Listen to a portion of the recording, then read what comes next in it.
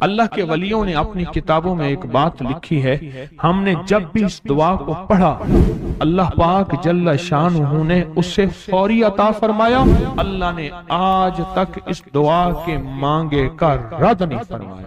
ایک واقعہ ہے حضرت علی کرم اللہ وجہہ کا۔ حضرت علی ایک سفر میں، تجارت کے سفر میں تشریف لے گئے، سفر تجارت میں آپ تشریف لے گئے۔ جب وہاں آپ تشریف لے گئے تو دیکھا ایک شخص ہے جھونپڑی، اس میں سے کرہانے کی آواز آ رہی ہے۔ آپ اندر تشریف لے گئے تو صاحب خانہ نے اندر سے آواز دی، جو بھی صاحب آ رہے ہیں اجازت سے آئیں۔ سمجھ گئے اندر مستورات ہیں۔ وہ صاحب باہر تشریف لے آئے تو پوچھا کیا ہوا، کرہانے کی آواز کیا ہے؟ کہا میری بیٹی ہے، جنگل میں لکڑیاں لینے گئی، اس کے اوپر ایک درخت گر گیا کاٹتے کاٹتے، اور اس کی وجہ سے اس کی کمر ٹوٹ گئی ہے، اب یہ بستر میں پڑی ہے، اب یہ بیچاری تکلیفوں اور دکھوں میں۔ آپ نے فرمایا کوئی مسئلہ نہیں، میں ایک عمل کرتا ہوں، تو ایسا کر صرف اس کا کپڑا لے آ۔ آپ نے اس کے کپڑے کو سامنے رکھا، اس کو کہا اس کو پکڑ، اور اس کی طرف یوں انگلی کی، اور یہ دعا جو اب ہم پڑھنے لگے ہیں، بس یہ دعا پڑھی، اور صرف چند بار ہی پڑھتی اندر آوازیں خاموش ہو گئیں، چپ ہو گئی۔ آپ نے فرمایا پوچھو جا کے۔ آپ وہ بندہ اندر گیا تو واپس آیا، کہا بیٹی کو نیند آ گئی ہے، آج کئی ہفتے ہو گئے ہیں سو نہیں سکی، در سے کرہا رہی تھی، اس کو نیند آ گئی ہے۔ آپ فرمانے لگے میں سفر میں جا رہا ہوں، جب واپس آؤں گا نا پھر پوچھوں گا، اگر کوئی تکلیف ہوئی تو پھر دم کروں گا، پھر دعا کروں گا، اور انشاءاللہ ٹھیک ہو جائے گی۔ آپ چلے گئے، آگے تشریف لے گئے تو آپ کے ہم سفر تھے، ان کی سواریاں تھیں، ان میں سے ایک گھوڑا تھا جس گھوڑے کو ٹھوکر لگی، چوٹ لگی، اس کے اگلے پاؤں کی ہڈی گھٹنا باہر نکل گیا، وہ ایک طرف ہو کے بیٹھ گیا، اس کا گھوڑا چل نہیں سکتا تھا۔ اس نے آ کے حضرت علی کرم اللہ درخواست کی کہ آقا اس کے لیے کچھ فرما دیں۔ فرمایا میں اس کے لیے دعا کرتا ہوں، یہ ٹھیک ہو جائے گا، اور آپ نے دعا پڑھنا شروع کر دی، اور فرمایا یہ اس کے ہاتھ پہ، اس کی ٹانگ پہ آپ نے ہاتھ پھیر دیا، جو معذور تھی ٹوٹی ہوئی نکلیا ہوا گھٹنا تھا، فرمایا ٹھیک ہو گیا۔ اور قافلے والوں نے دیکھا وہ گھوڑا سب سے آگے تھا، سب سے سبک رفتار تھا، اور سب سے لاجواب تھا۔ آگے ایک جگہ تشریف لے گئے تو قافلے کو پیاس لگی، پانی کی ضرورت تھی، کنواں دیکھا تو کنواں خشک تھا۔ آپ نے فرمایا کوئی بات نہیں، یہ دعا پڑھی، اور دعا کو پڑھ کے اپنا لعاب کنویں میں ڈال دیا۔ فرمایا کنویں میں پانی کا ایک جوش اٹھا، اور پانی اٹھا اور منڈیر سے باہر نکلا، لوگ پینے لگے تو آپ نے روک دیا، فرمایا مت پیو، کنویں کا جو کھڑا کالا پانی ہے وہ نکل جائے، اور پھر شفاف پانی جب نکلا فرمایا یہ پانی پیو، مشکیزیں بھرو، سواریوں کو پلاؤ۔ قافلہ چلتا رہا، آگے تشریف لے گئے، آگے دیکھا تو کھانا ختم ہو گیا، اتنا کھانا تھا کہ اب کھا لیں، آئندہ کیسے کھائیں گے؟ تو آپ نے فرمایا جو کھانا ہے لے آؤ۔ آپ نے کھانے کو رکھا، اوپر کپڑا ڈال دیا، اور یہ دعا پڑھنی شروع کر دی جو ابھی ہم بیٹھ کے پڑھیں گے، خوش قسمت ہیں۔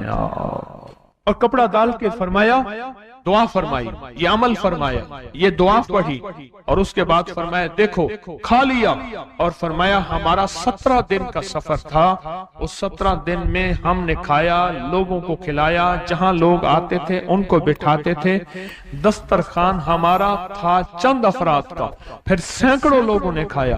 17 دن کے سفر میں تھوڑی سی کمی بھی نہ ہوئی، جب گھر لوٹے تو وہی کا وہی ہمارا خزانہ، کھانا وہی سارا توشہ موجود تھا۔ آگے تشریف لے گئے تو ایک تجارت میں ایک دیکھا تو ایک بندہ ہے ٹھیکریوں پہ ٹھیکریاں مار رہا ہے، آپ اس کی طرف تشریف لے گئے، آپ نے اس کو جا کے دیکھا، لگتا ہے کہ تو پرانا جواری ہے۔ اس نے کہا جوا کھیلتا تھا، سب کچھ ہار بیٹھا ہوں، ہر چیز زندگی ختم ہو گئی ہے۔ آپ نے فرمایا اچھا ایسا کر توبہ کی نیت کر لے، اللہ سے توبہ کر لے، اور پھر میں تیرے لیے دعا بھی کرتا ہوں، عمل بھی کرتا ہوں، تو ایسا کر پتھر پہ پتھر مار، تیرا ہر پتھر سونے کا بنتا جائے گا۔ आप बैठ गए, उसने वैसे ही पत्थर पे पत्थर मारा और जैसे बेचारा बेबसी की हालत में पहले मार रहा था, आपने दुआ करनी शुरू कर दी, ये दुआ पढ़नी शुरू कर दी और दुआ पढ़ते पढ़ते देखा तो लोगों ने पत्थरों की शक्लें बदलना शुरू हो गई और जो पत्थर भी उसके हाथ में आया था वो सारे पत्थर सोने के बन गए। आपने सारा सोना उसको दिया, चल पड़े।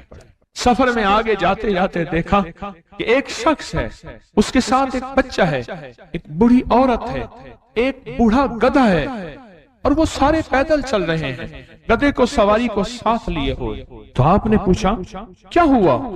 उनने कहा एक सांप है जो इस गधे के पे मुसल्लत है, वो सामने बैठा है, वो नीचे नहीं उतर रहा। हमने मारने की कोशिश की है, उसकी फुंकार से असा जल जाता है और जला हुआ असा दिखाया, डंडा जला हुआ दिखाया कि फुंकार से डंडा जल जाता है, वो मुसल्लत है गधे पे। हम पैदल चल रहे हैं, मंजिल पे है, सांप मुसल्लत है, इसका कोई हल नहीं। आपने फरमाया इस गधे को इस झाड़ी से, इस दरख्त से बांध दो और बांध के आप किबला रुख हुए और ये दुआ पढ़नी शुरू कर दी और फरमाया फिर दूसरे रुख हुए और ये दुआ पढ़नी शुरू कर दी और तीसरे रुख हुए और दुआ पढ़ने के बाद आपने उस सांप पे फूंक मारा, सांप चोटी बन के छलांग लगाई और गायब हो गया।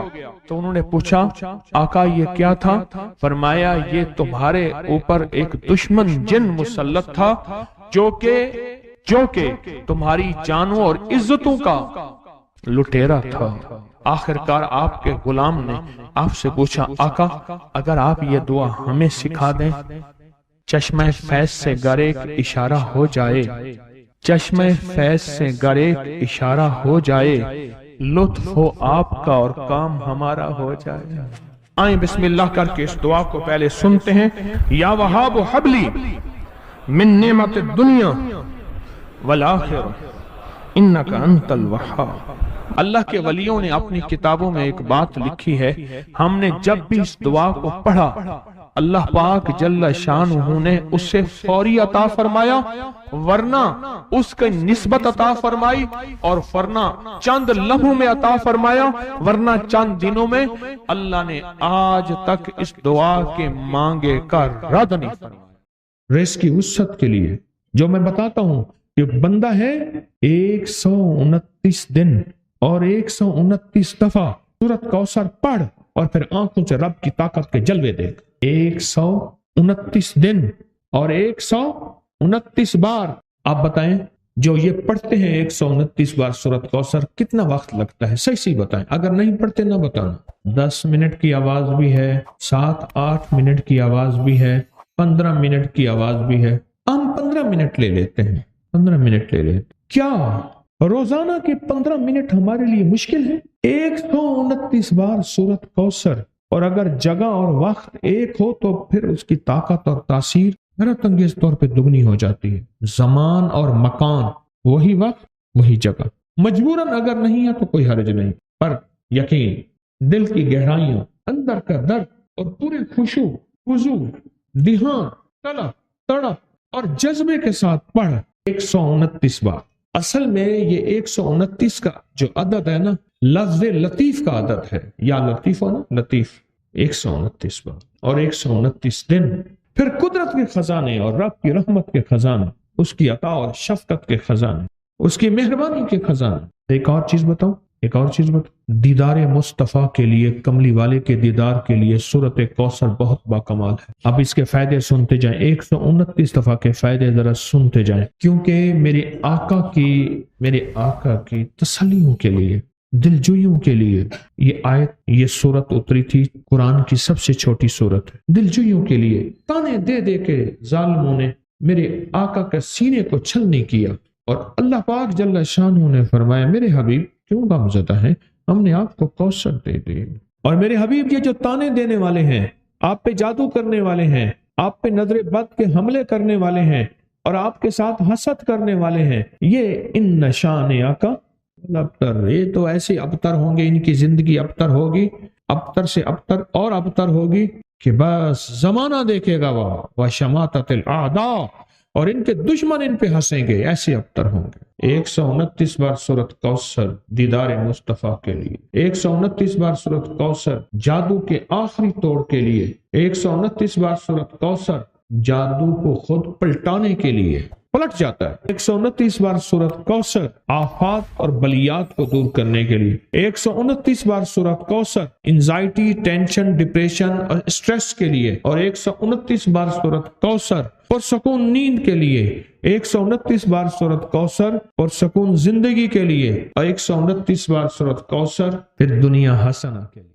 وہ طاقتور چیز ہے جو 7 نسلوں کو کھلاتی بھی ہے، پلاتی بھی ہے، سکون کی نیند سلاتی بھی ہے، اچھا لباس پہناتی بھی ہے، عزتوں کے تاج سر پہ رکھواتی بھی ہے۔ نوری لقمہ اپنی زندگی کی ضرورت بنا لیں، پھر کیا ہوگا؟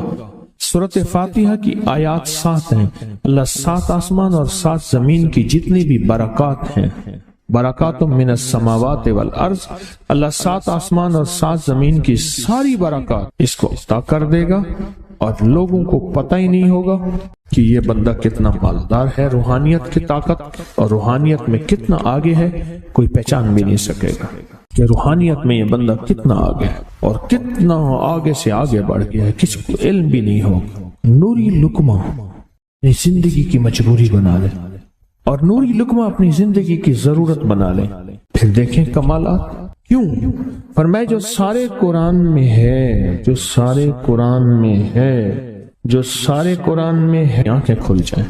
یہ سورۃ فاتحہ نماز کھانے کے دوران پڑھنے والا یہ اہل نظر میں ہے، اس کی نظر وسیع ہو جاتی ہے، یہ اہل کشف ہوتے ہیں، ان کی دل کی آنکھیں کھل جاتی ہیں، یہ فرشتوں کو دیکھتے ہیں، یہ انسانوں کے دلوں میں جھانک لیتے ہیں، یہ کائنات کے راز پڑھ لیتے ہیں، کائنات کے راز پڑھ لیتے ہیں۔ یہ اللہ پاک ان کے سامنے جنات آنکھوں سے دکھاتا ہے، حتیٰ کہ یہاں تک کہ اللہ قبر کے راز بھی ان کے اوپر کھول دیتے ہیں۔ نوری لقمے کا اثر یہ ہے، دل کی آنکھیں کھل جاتی ہیں، دل کی آنکھیں کھل جاتی ہیں، دل کی آنکھیں کھل جاتی ہیں۔ یہ نور لقمے کی تاثیر ہے۔ چہرے کی آنکھیں تو سب کے پاس ہیں، دل کی آنکھیں سب کے پاس نہیں، دل کی آنکھیں سب کے پاس نہیں، چہرے کی آنکھیں سب کے پاس ہیں، دل کی آنکھیں سب کے پاس نہیں۔ نوری لقمے کی یہ تاثیر ہے کہ دل کی آنکھیں کھل جاتی ہیں، اور دل کی دنیا آباد، اور دل کی دنیا شاد، اور دل کا وہ بندہ بامراد بن جاتا ہے جو نوری لقمے اپنی زندگی میں شامل کرتا ہے۔ اور نوری لقمے سورۃ فاتحہ، اور کتنی بار؟ اچھا، یہ سورۃ فاتحہ بیماریوں کا علاج۔ صحابہ کرام فرماتے ہم جا رہے تھے، کوئی ایک سردار تھا، اس کو بچھو نے کاٹ لیا اور اس کو چیخ رہا تھا بیچارہ، فرمایا سانپ کا کاٹا سوئے، بچھو کا کاٹا روئے۔ میرے پاس ایک سانپ کا کاٹا آیا تھا، غنودگی میں تھا، وہ بہت غنودگی میں سے سوتا تھا، اور میں نے کہا اس کو سونے نہ دے، خیال نہ کیا انہوں نے، ادھر سے ہٹا تو بندہ ختم ہو گیا، سانپ کا کاٹا۔ ہمارے ایک والد صاحب رحمۃ اللہ علیہ کے تھے، ملک عبد الرحمن ڈوڈی، وہ لائے تھے، تو کہنے لگے اس بچھو کے کاٹے کا علاج، صحابہ کرام نے 7 بار سورۃ فاتحہ پڑھ کے اس پہ دم کر دیا اور وہ ٹھیک ہو گیا۔ اور میں جب سورۃ فاتحہ عرشوں سے زمین پہ آئی، نازل ہوئی، ایک گونج اٹھی، ایک آواز آئی، اور میں اللہ سے آج وہ چیز زمانے پہ زمین پہ نازل کی ہے جو اس سے پہلے کبھی آئی نہیں تھی، اور جو اس کے بعد کبھی آئے گی نہیں۔ اس سے پہلے کبھی آئی نہیں تھی، اس کے بعد کبھی آئے گی۔ اور جب سورۃ فاتحہ نازل ہوئی، شیطان رویا، پیٹا، اپنا سر پہ راکھ ڈالی اور اتنا شور کیا کہ کاش کہ یہ سورۃ فاتحہ آئی ہے، اور اگر آئی ہے تو واپس چلی جائے، اگر واپس نہیں گئی تو کسی کی زبان پہ نہ جائے، یعنی کوئی اس کو پڑھ نہ سکے، اگر پڑھے تو اس کا یقین نہ ملے۔ یقین سے پڑھنے والے کی دنیا بھی، آخرت بھی، رزق بھی، عزت بھی، صحت بھی، تونگری بھی، بادشاہت بھی، خوشیاں خوشحالیاں بھی یقین سے پڑھنے والے کو ملتی ہیں۔ اور اس لیے آج بھی شیطان سورت فاتحہ سے لرزتا ہے کہ سورت فاتحہ پڑھنے سے جنات اور شیاطین ایسے دور ہوتے ہیں، ایسے کہ میلوں دور چلے جاتے ہیں اور اس بندے سے خوف زدہ ہوتے ہیں جو سورت فاتحہ پڑھتا ہے۔ کھانے کے دوران اس کی حکمت کیا ہے؟ انسان کھانے کے دوران مشغول ہوتا ہے، کھانے کی لذتوں میں کھویا ہوا ہوتا ہے، اور اگر بھوک بہت زیادہ ہو بھوک بہت زیادہ ہو تو پھر تو ہوش نہیں ہوتا، پھر ہوش ہی نہیں ہوتا اگر بھوک بہت زیادہ ہو۔ اب اسی دوران جس طرح سنیں غور سے، بڑی میں عجیب بات بتا رہا ہوں، حضرت امام جعفر صادق سلام اللہ رضوان اللہ تعالی علیہ مجمعین اللہ کے ولی تھے، ولایت کے تاجدار تھے، سرداروں کے سردار تھے، اولیاء کے سردار تھے۔ میں بازار میں جاتے تھے، جا کے پھر واپس آ جاتے تھے، پھر جاتے کچھ نہیں خریدتے تھے۔ کسی نے پوچھا اب کیوں جاتے ہیں؟ فرمایا 2 وعدے لینے، کیا؟ میں جا کے بازار میں ہر بندے کو سلام کرتا ہوں، وہ سلام کا جواب دیتے ہیں، اور کیا پتا کسی کے سلام کا جواب ایسا ہو جو اللہ کے ہاں مقبول بھی ہو، محبوب بھی ہو۔ اور پھر فرمایا بازار میں جاتا ہوں اور جا کے بازار میں جاتا ہوں اور جا کے بازار کی دعا پڑھتا ہوں۔ فرمایا جو چوتھا کلمہ گھر میں پڑھے گا اس کو 10 نیکیاں ملیں گی، اور جو بازار میں پڑھے گا کتنی نیکیاں ملیں گی؟ 10 لاکھ نیکیاں ملیں گی۔ فرمایا میں 10 لاکھ نیکیاں کمانے کے لیے جاتا ہوں۔ آل رسول کی محبتیں، عبادتوں کا حرص دیکھیں، ہمیں مال کا حرص، انہیں اعمال کا حرص۔ وہی دعا، وہی چوتھا کلمہ گھر میں پڑھیں 10 نیکی ہیں، بازار میں پڑھیں کیونکہ وہ ہر بندہ مشغول ہے، دنیا میں، مال میں، چیزوں میں، بھاؤ تاؤ میں لگا ہوا ہے، وہی بازار میں پڑھیں تو 10 لاکھ نیکیاں۔ اسی طرح کھانے کے دوران جب لذت ہے، کھانے کے دوران ذائقہ ہے، اور کھانے کے دوران لذت اور ذائقے میں اگر کوئی بندہ سورت فاتحہ پڑھ لے تو اللہ کہتا ہے تو ان لذتوں میں مجھے نہ بھولا، ان کھانے کی چیزوں میں مجھے نہ بھولا، ان ساری کیفیتوں میں مجھے نہ بھولا۔ اللہ خوش ہوتا ہے، اور پھر اللہ جل شانہ اسے 7 آسمان اور 7 زمین کی برکتیں حوالے کر دیتا ہے، اور جس کے پاس 7 آسمان 7 زمین کی برکتیں ہوں، یہ ساری عبادتیں کھانے کے دوران کوئی معنی نہیں رکھتی، پھر ایسی سمیٹ کے اللہ کائنات کو اسے دے دیتا ہے۔ نوری لقمے کی تلاش کریں، نوری لقمہ زندگی میں لے آئیں، بڑی خوشحال زندگی گزرے گی، بہت لاجواب زندگی گزرے گی۔ 7 دفعہ سورت فاتحہ سے قرضے اتر جاتے ہیں، 7 دفعہ سورت فاتحہ سے بیٹے مل جاتے ہیں، 7 دفعہ سورت فاتحہ سے نعمتیں، اور 7 دفعہ سورت فاتحہ وہ طاقتور چیز ہے جو 7 نسلوں کو کھلاتی بھی ہے، پلاتی بھی ہے، سکون کی نیند سلاتی بھی ہے، اچھا لباس پہناتی بھی ہے، عزتوں کے تاج سر پہ رکھواتی بھی ہے۔ کہیں انشاءاللہ۔ آپ سوچیں کون سا مشکل عمل، بہت زبردست عمل ہے، 1 منٹ کا کام ہے اور کام بن جاتا ہے۔ اور میں نے اس کی اجازت جتنی مشکل سے لی تھی نا، اس عمل کی بہت مشکل سے اجازت، اور جس دن لی تھی اسی دن فیصلہ کیا تھا انشاءاللہ اسے چھپاؤں گا نہیں، انسانیت مخلوق کو بتاؤں گا۔ اور یہ 7 دفعہ سورۃ فاتحہ جو دل کا مریض ہو مجھ جیسا، اس کا بھی علاج ہے، جسمانی ہو یا روحانی۔ میں نے پچھلی دفعہ کہا نا کہ میں دل کا سخت مریض ہوں اور آج بھی ہوں، دعا کرو موت تک نہ رہوں، اور میں دل کا سخت روحانی مریض ہوں، جسمانی نہیں ہوں۔ میری پچھلی دفعہ کی وجہ سے پوری دنیا میں کوہرام مچا ہوا ہے کہ بابا گیا، جانا تو ہے، جانا تو لازم ہے۔ پچھلی دفعہ میں نے وہ کہہ دیا کہ میں دل کا سخت مریض ہوں، میرے لیے دعا کرو، وہ یہ مریض ہوں، روحانی مریض ہوں، روحانی مریض ہوں۔ تو یہ بیماری جو دل کی بیماری ہے نا، اس کا بھی علاج ہے، روحانی ہے یا جسمانی۔ جیسے میں دل کی روحانی بیماریوں کے بارے میں نے آپ کو کہا، میں سخت مریض ہوں دل کا، اللہ کرے اس کا مرض کا علاج ہو جائے۔ تو کھانا کھاتے ہوئے میرے دل کے لیے بھی آپ दुआ करेंगे कि अल्लाह भी मेरे दिल को ठीक कर दे, अल्लाह भी ठीक कर दे। आप मुझे बुजुर्ग समझते रहे और अंदर से काम खोखला हो। ये दिल की रूहानी बीमारियों का भी इलाज है और ये जिस्म की और दिल की जिस्मानी बीमारियों का भी इलाज है। यह सेहतमंदी का राज है। सूरत फातिहा है बाबा, सूरत फातिहा, सूरत फातिहा। जो बंदा सूरत फातिहा पढ़ता है, एक बार अल्लाह जल्ल शानहू इन 7 आयात की तासीर और ताकत उसे अता फरमाते हैं और 7 समंदरों में जो ग़िज़ा, रिज़्क़, ताकत और कुव्वत अल्लाह ने रखी है, उसका हिस्सा इस बंदे को देते हैं जो सिर्फ एक बार सूरत फातिहा पढ़ता। ये जो वजीफे हैं किसी दुर्वेश की या कोई दुर्वेश ने जिसको इजाजत है उसकी इजाजत सही हो। हर बंदा इजाजत देना ना शुरू कर दे।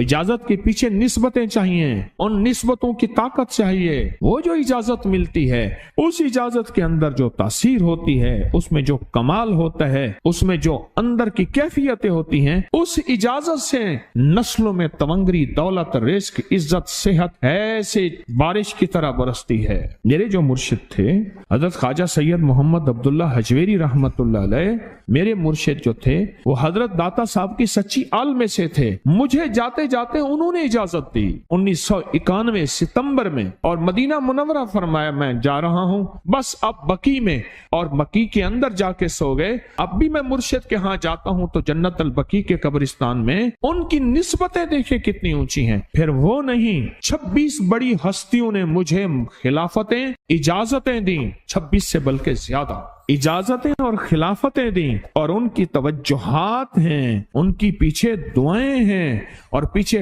कामिल के हाथ हैं। ये रूहानियत की निस्बतें होती हैं, रूहानियत की निस्बतें होती हैं। इन निस्बतों के साथ जैसे आप तस्बीखाने में माशाअल्लाह पूरी दुनिया में लोग यहाँ आए हुए हैं और बड़े बड़े हस्तियां यहाँ आई हुई हैं जो मिट्टी होके चटाइयों पे पड़े हैं, खवातीन में भी मर्दों में भी, बड़े बड़े ओहदों वाले, इज्जतों वाले, बड़े बड़े मकाम वाले यहाँ अपने मुर्शिद खाने में बेहैसियत होके पड़े हैं।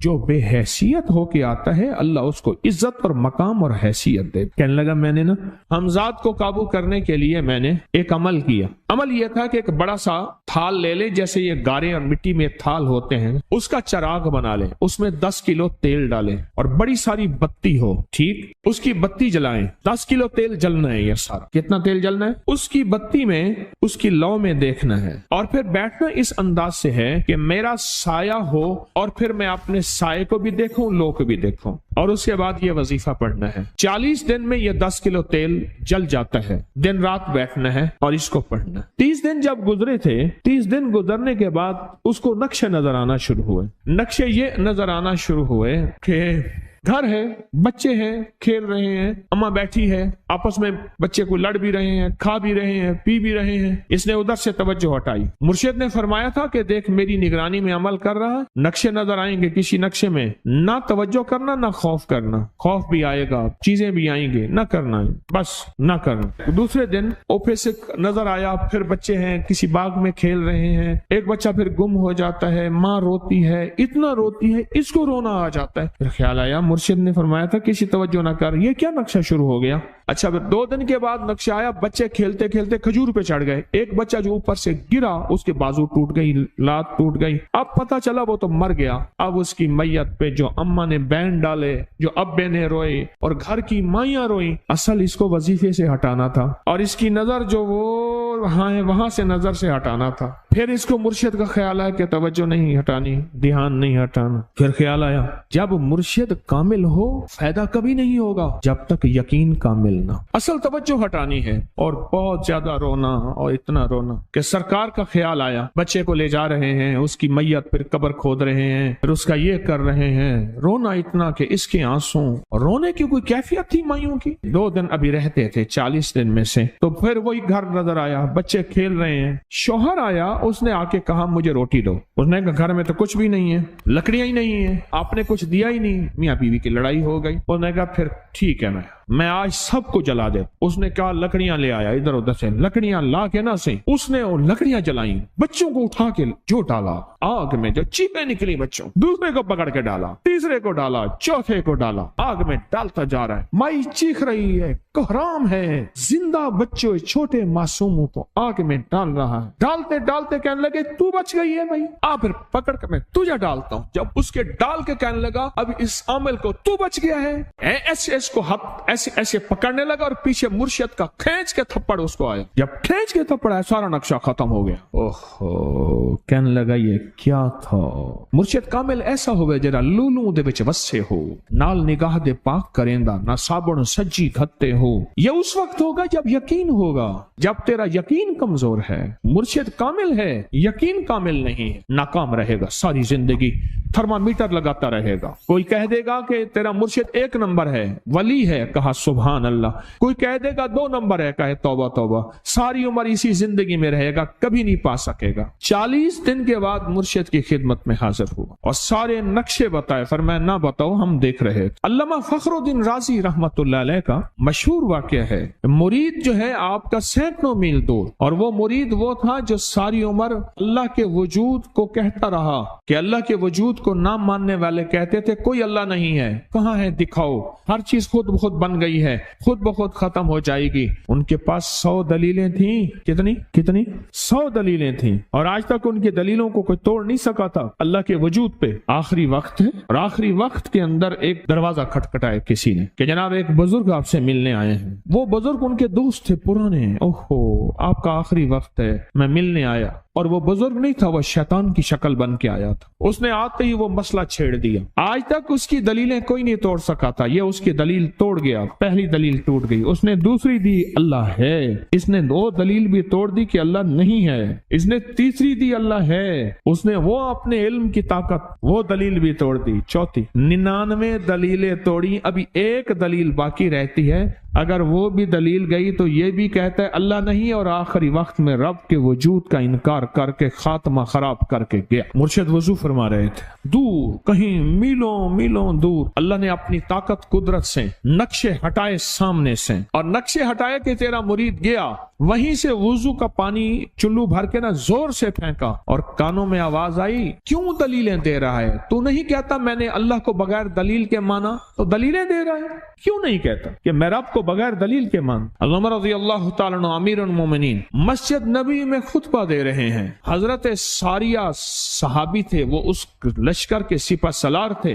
میلوں سے میلوں, سینکڑوں میل دور ایسے نقشے ہٹے, اور خطبے کے دوران انوکھی بات کہہ دی, یا ساریہ الجبل, ساریہ پہاڑ کے پیچھے دیکھ دشمن وہاں سے حملہ کر رہا ہے. اور پھر خطبہ شروع کر دیا. جمعہ کا خطبہ تھا. لوگ حیران, یہ امیر المومنین نے کیا فرما دیا. جب حضرت ساریہ کا قافلہ آیا واپس تو فرمایا فلاں وقت فلاں لمحے فلاں وقت میں, جمعے کے دن فلاں لمحے میں امیر المومنین آپ کی آواز آئی تھی, اگر نہ آتی تو دشمن نے پیچھے سے مقابلہ حملہ کر دیا تھا اور ہمیں کاٹ کے رکھ دیتا, ٹوٹے ٹوٹے کر دیتا. آپ کی آواز آئی, ساریہ پیچھے دیکھ دشمن حملہ کر رہا ہے پہاڑ کے پیچھے, یا ساریہ الجبل. یہ میں آپ کو حوالوں سے بات کر رہا ہوں, روایات بتا کے بات کر رہا ہوں.